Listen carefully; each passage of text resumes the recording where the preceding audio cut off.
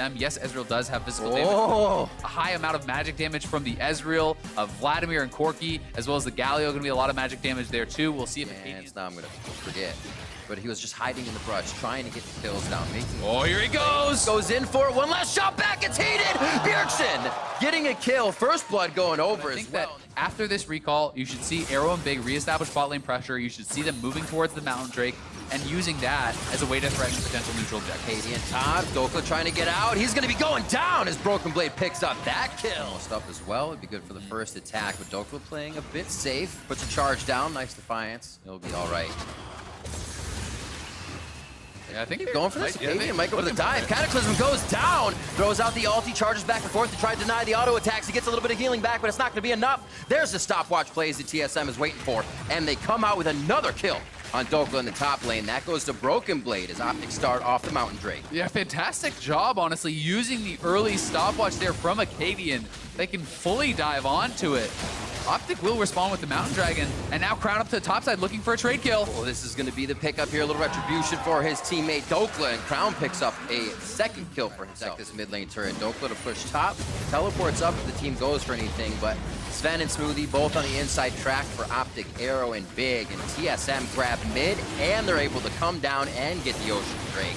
Yep. Beautiful job at 17 minutes. Yeah, they grabbed first turret for themselves, and despite all the kind of laning power that Optic did draft for, Optic will be able to trade back the bottom turret and potentially the top turret as well, as Dokla is working on that, and should be able to get it. So, 2 turrets for the one, but it is 1 turret being that mid lane turret, is a very important one. 4 items. He is going to absolutely make you pay for that. And Dokla now maybe getting caught out. History repeats itself on the top side of the map. Dokla trying to go for the fight a little bit more this time, but he's definitely going down. And if you're losing in that side lane, it's going to be very hard for this 1v1, this 1-3-1 to really be pressure from TSM and fight comp that they've been working with.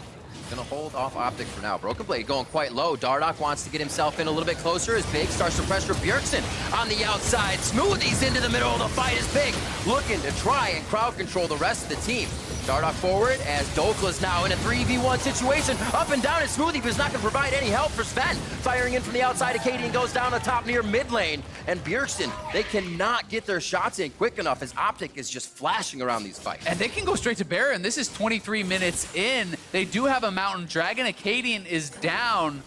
Sven is very low HP with no teleport. We'll see if they can try to poke them off. Smoothie and Bjergsen already in the area. Sven in the mid lane trying to push that out. Some low health bars here on Optic, but we'll see if they go for the finish. We were saying a few small mistakes by TSM would set them back. Let's see if they can get it back now. Big devouring up one. Dokla stays alive as Big gets the gray health in. Bjergsen in the middle of the pit, but it looks like Optic's already on the run. They know the damage is coming in as well from Smoothie. They do pick up a kill. And almost on 3 items with the Corki. When he gets that IE, he is going to be able to light these squishies up. He's a playmaker. It's the reason all those trophies. They go. In the pictures, they get big immediately. How much is the team going to do to save him? And is it going to be worth? Crown on the other side of the fight looking for the retreat kills. Damage onto Smoothie. Crown's in, tries to get Sven, but he actually gets damage across 3. Not enough to kill 1. In goes Acadian. There's the attacks. The burn is down. Crown gets taken out. Bjergsen picks that one up. It's going to be Draven picking up the cash. Arrow cashes in big onto Smoothie. Dardoch goes down by Broken Blade. He's in the middle of the fight. Here comes Broken Blade for the double kill as Arrow gets himself out alive, and he's going to go spend that cash. Yeah, Dokla, though. How do I spend it? Well, he's definitely getting a little extra for everybody on the team. Broken Blade doesn't know where the extra members are, so he is giving that respect over as well, and Crown is roaming down. They're going to try to finish the turret and then potentially dive. Galio ulti coming in. They just make it a double kill out of this one, but wait, Acadian's also there. The Flag and Dragon misses the pop-up, but they get the Cataclysm kill going on to Dokla. Bjergsen over here to clean it up as well. Arrows coming down just on the right side. Sven can't participate just yet. It looks like the retreat will be in order for Optic as they lose another member in Big. Things that are down and trinkets are already used. Down to 4,900 HP. Dardoch 14, Acadian 14. Same on each side. Bjergsen with some big damage over the wall along with Sven. They are stopping to see if they hop into the pit. Crown wants in as well. Over the pit. It's going to be a hit from Sven that takes down Baron, and Optic is out quick. That is a great way to be able to shut down the 1-3-1 as well. When you have that Baron, you can group, you can shove it up the mid lane and really force. Maybe you can defend the Baron. Right. When they lose more members, there's no way they can really hold that off, and they were forced to try to take a steal, which they couldn't get. TSM now snapping back at Optic. top lane has an outer turret. Bot lane just lost its second tier as TSM's now knocking on the front door of Optic's base. Crown doesn't really have a way to get around to the backside now. He's only looking at members that can get right out of his way. And Dokla's here to farm the front side of the minions as well. Acadian running it down mid. Yep, just pushing those minions in. And you have all your carries elsewhere, so everyone from Optic goes over to try to respond to that, and then Acadian full tank Jarvan can just walk up, buff up those minions, and still pressure a turret by himself. And TSM likely going to be able to knock down this turret very quickly. It's going to go down on this wave, and then it's full retreat for Optic. That means you're pretty much going to have to seed the inhibitor. We'll see if they do elect to fight. Oh, seeing right through that play of Crown. Smoothie had a taunt prepared.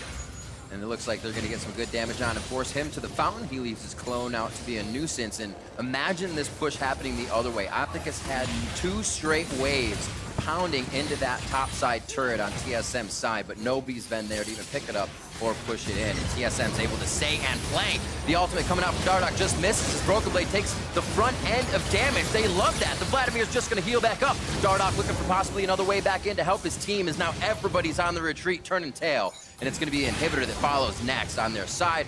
TSM is just too strong 32 minutes in. Yeah, there's just almost no way for Optic to actually triple inhib and close out the game. And these supers are going to be such a problem. You can wins they can pick up, and then the challenge of Liquid at the end to see if it's all paid off. Here, the final inhibitor turret going down to see if this work has paid off. 35 minutes in, TSM's in Optic space to stay. Yeah, I mean, if Optic's not going to fight at that third inhibitor, you're essentially just seeding the game at that point. Muscles over at Baron, pushes him off by himself. You have Acadian coming in as well. The TPs do as well get Optic back to the base, corral the enemy in, make sure they aren't doing anything you don't want them to do. And this is what happens when you give up that triple inhib. You're just corralled by these minions. It's full-time wave clear duty, so Dardoch is out on the map. It's up to him. It's going to be perhaps a one-man mission trying to steal this away, but he doesn't even have vision in the pit. He knows it's extremely unlikely. He will just head back to base. But now it is an eldered up Baron. Battered. Damage goes down. The flag is there for Acadian to give everybody a little bit more. And Dardoch's into the middle of the fight. He's trying to find a back line, but he cannot find any line right now. Ultimate from Dokla, and TSM isn't even worried. They go on to Dokla. Damage goes through, but Sven's going to miss one Mystic shot. Smoothie just wants to join the party. They want to use their ults. They haven't been able to all game. 11-6, 38 minutes in, and TSM is making quick work of the rest of Optic's base as they scatter about. Looking for the shots. Broken Blade up front. First game on Vladimir for TSM this time, and he played it well for the team. Help from Acadian in that jungle as they get the win over Optic Gaming. Going to be able to close this one out. 38 minutes and 4 seconds for TSM as they claim the victory over Optic and felt like they were in control pretty much the whole way through. Optic did have a couple big moments. Crown picking up 5 kills certainly was a highlight. Optic was able to get the big cash in on the Draven, but they were never able to really make good on the lane advantages that they drafted for. Picking up all of these kind of bully lanes, these matchups they're supposed to win in isolation, it never really came to fruition for them. They were never able to get a big enough advantage. And that just meant TSM was going to run the show when it came time to 5v5. Yeah, right after that first play in the mid lane, I was like, all right, here we go. Mid lane, Crown, Bjergsen, let's go. And then a lot of just buddy system between Broken Blade and Acadian towards that top side. And we kind of mentioned coming in, we're like, wow, Dokla and Aurelia, Dardoch and Sejuani, that's